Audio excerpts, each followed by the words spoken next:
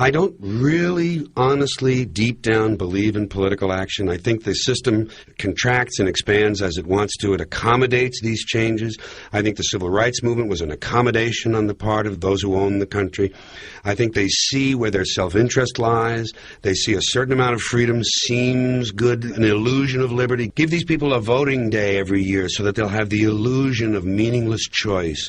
Meaningless choice that we go like slaves and say, "Joe, I voted." The limits of debate in this country are established before the debate even begins, and everyone else is marginalized. They're made to seem either to be communists or some sort of disloyal person. A kook, there's a word. And now it's conspiracy. Say, they've made that something that should not be even entertained for a minute, that powerful people might get together and have a plan. Doesn't happen. You're a kook. You're a conspiracy buff. And of all the mechanisms of defense of this system, there are two that repeatedly come up. The first is this idea that the system has been the cause of the material progress we have seen on this planet. Well, no. There are basically two root causes which have created the increased so-called wealth and population growth we see today. One, the exponential advancement of production technology, hence scientific ingenuity. And two, the initial discovery of abundant hydrocarbon energy, which is currently the foundation of the entire socioeconomic system. The free market, capitalist, monetary market system, whatever you want to call it, has done nothing but ride the wave of these advents with a distorted incentive system and a haphazard, grossly unequal method of utilizing and distributing those fruits.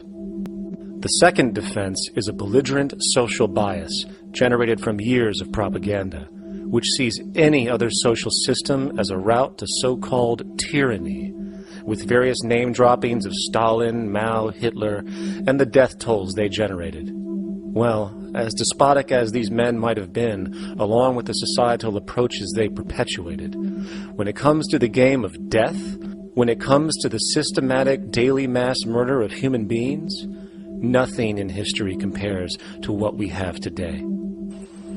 Famines throughout at least the last century of our history have not been caused by a lack of food. They've been caused by relative poverty. The economic resources were so inequitably distributed that the poor simply didn't have enough money with which to buy the food that would have been available if they could have afforded to pay for it. That would be an example of structural violence. Another example, in Africa and some other areas, but I'll particularly focus on Africa, tens of millions of people are dying of AIDS. Why are they dying? It's not because we don't know how to treat AIDS. We have, millions of people in the wealthy countries are getting along remarkably well because they have the medicines that will treat it. The people in Africa who are dying of AIDS are not dying because of the HIV virus. They're dying because they don't have the money with which to pay for the drugs that would keep them alive. Gandhi saw this. He said the deadliest form of violence is poverty. And that's absolutely right. Poverty kills far more people than all the wars in history, more people than all the murderers in history, more than all the suicides in history. Not only does structural violence kill more people than all the behavioral violence put together, structural violence is also the main cause of behavioral violence.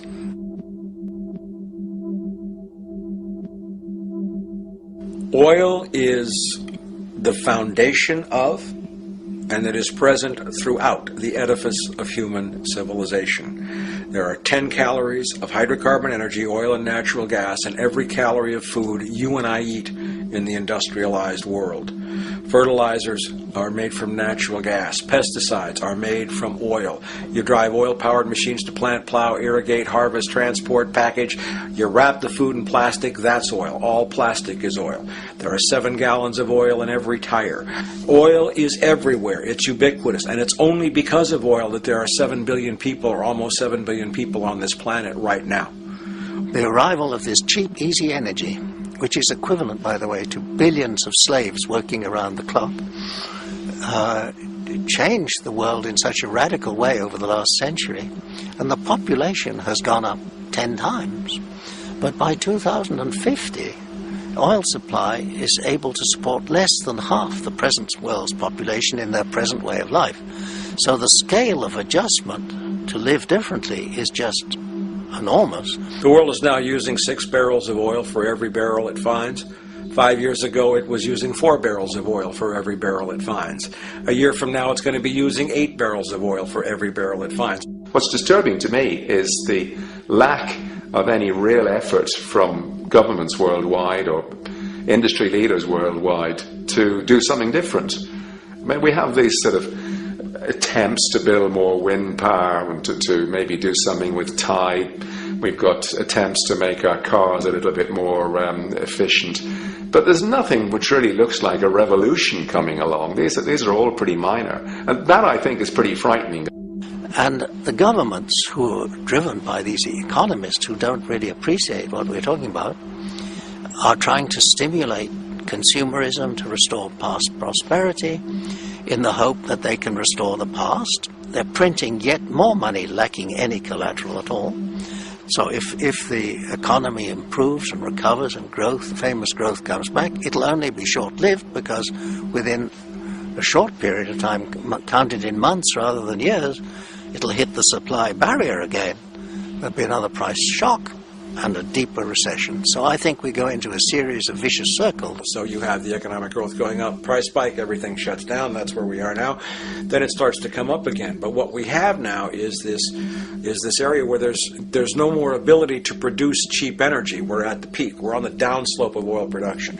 No way you're going to get any more out of the ground any faster, which means that things shut down. The price of oil drops, which it did in early 2009, but then as you have an ersatz so-called recovery, the price of oil starts to come back. It's recently been hovering around $80 a barrel, and what we see is at $80 a barrel now, with the economic and financial collapse, people are having a hard time affording that. World oil production right now is about 86 million barrels a day. Over 10 years, you're looking at roughly 40 million barrels a day having to be replaced. There's nothing around which can come even within 1% of meeting that sort of demand. If we don't do something pretty quickly, there's going to be a huge energy deficiency. I think the big mistake is in not recognizing a decade or so ago that a concerted effort needed to be made to develop these sustainable forms of energy. I think that's something our grandchildren will look back on with total disbelief. You people knew that you were dealing with a finite commodity. How could you possibly have built your economy around something which was going to disappear? For the first time in human history, the species is now faced with the depletion of a core resource central to our current system of survival. And the punchline of the whole thing is that even with oil becoming more and more scarce, the economic system will still blindly push its cancerous growth model so people can go out and buy more oil-powered cars to generate GDP and jobs, exacerbating the decline. Are there solutions to replace the edifice of the hydrocarbon economy? Of course. But the path needed to accomplish these changes will not manifest through the market system protocols required, since new solutions can only be implemented through the profit mechanism. People are not investing in renewable energies because there is no money in it in both the long and short term. And the commitment needed to make it happen can only occur at a severe financial loss. Hence, there is no monetary incentive. And in this system, if there's no monetary incentive, things do not happen. And on top of it all, peak oil is just one of many surfacing consequences of the environmental social train wreck gaining speed today. Other declines include freshwater, the very fabric of our existence, which is currently showing shortages for 2.8 billion people, and those shortages are on pace to reach 4 billion by 2030. Food production, the destruction of arable cropland, from which 99.7% of all human food comes from today, is occurring up to 40 times faster than it is being replenished. And over the last 40 years, 30% of the arable land has become unproductive. Not to mention that hydrocarbons are the backbone of agriculture today, and as it declines, so will the food supply. As far as resources in general, at our current patterns of consumption, by 2030 we will need 2 planets to continue our rates. Not to mention the continual destruction of life-supporting biodiversity, causing extinction spasms and environmental destabilization across the globe. And with all of these declines, we have the near exponential population growth, where by 2030 there might be over 8 billion people on this planet. Energy production alone would need to increase 44% by 2030 to meet such demand. And again, since money is the only initiator of action, are we to expect that any country on the planet is going to be able to afford the massive changes needed to revolutionize agriculture, water processing, energy production, and the like, when the global debt pyramid scheme is slowly shutting the entire world down? Not to mention the fact that the unemployment you currently see is going to become normality due to the nature of technological unemployment. The jobs are not coming back. And finally, a broad social perspective. From 1970 to 2010, poverty on this planet doubled due to this system. And given our current state, do you honestly think we will see anything less than more doubling, more suffering, and more mass starvation? There is not going to be any recovery. This is not some long depression that we're someday going to pull out of. I think the next phase we're going to see after the next round of economic collapse is massive civil unrest, when employment checks stop being paid because the states have no money left. And when things get so bad that people lose confidence in their elected leaders, they will demand change if we don't kill each other in the process or destroy the environment. I'm just afraid that we might get to the point of no return. And that bothers me no end. We do all we can to avoid that condition.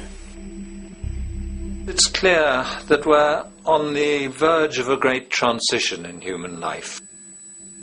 What we face now is this fundamental change of the life we've known over the last century. There has to be a link between the economy and the resources of this planet, the resources being, of course, all animal and plant life, the health of the oceans and everything else. This is a monetary paradigm that will not let go until it's killed the last human being. The in-group will do all it can to stay in power. And that's what you got to keep in mind. They'll use the Army and Navy and lies or whatever they have to use to keep in power. They're not about to give it up because they don't know of any other system that will perpetuate their kind.